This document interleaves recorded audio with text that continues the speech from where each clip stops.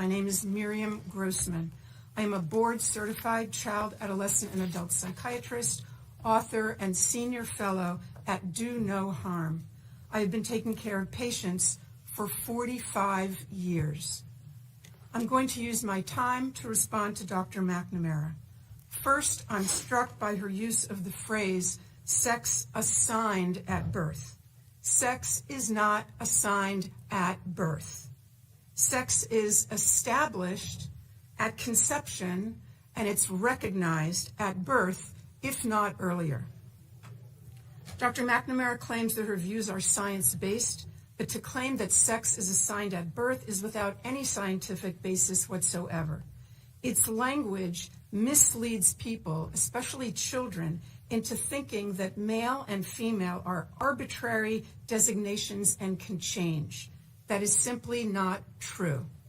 Dr. McNamara claims that social and medical interventions are the only evidence-based treatment and that scientific evidence shows it is life-saving. Without it, she's warning us, kids will commit suicide.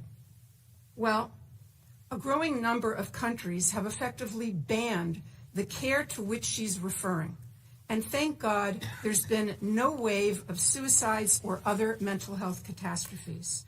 3 years ago, Finland placed strict limitations on medical interventions for minors. Sweden did the same thing after a 14-year-old girl was found to have osteoporosis and spinal fractures from puberty blockers.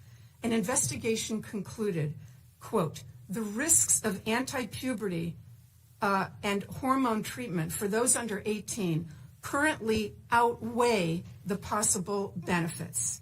The UK conducted a review and called the evidence very low.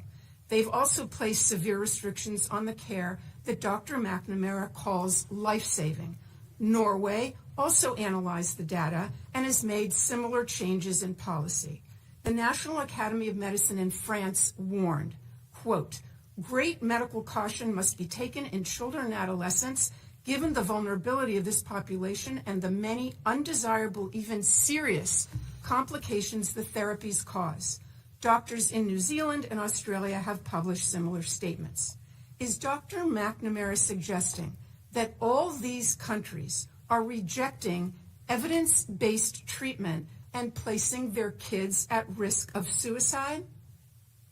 Regarding that point of view, Finland's gender expert, Dr. Rita Kaltiela, said, quote, it's purposeful disinformation, the spreading of which is irresponsible.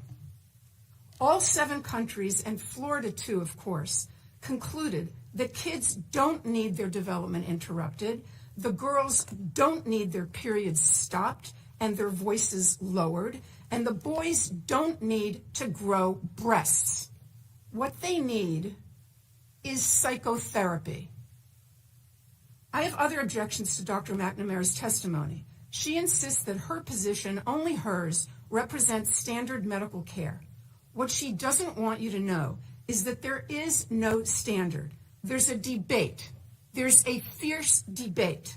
And on the side opposite her stand such prominent figures as Stephen Levine, Kenneth Zucker, Paul McHugh, and James Cantor, among others. These doctors are giants in the field. They have been treating transgender patients and gathering data and publishing papers about them, and I mean no disrespect here, but since before Dr. McNamara was born.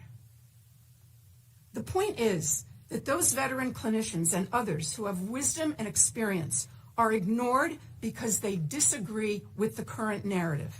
They're against medical interventions for the same reason those 7 countries are. There is no evidence of long-term benefit, but there is evidence of harm. I'll end by quoting Jamie Reed, the courageous whistleblower from the Children's Gender Clinic in St. Louis. I believe that hospital receives the medical education funding that we're discussing today. She said that doctors at that clinic said, we are building the plane while we are flying it. We are building the plane while we are flying it. That's how they described the treatment at their gender clinic. Our precious tax dollars should not support such a perilous experiment. Thank you.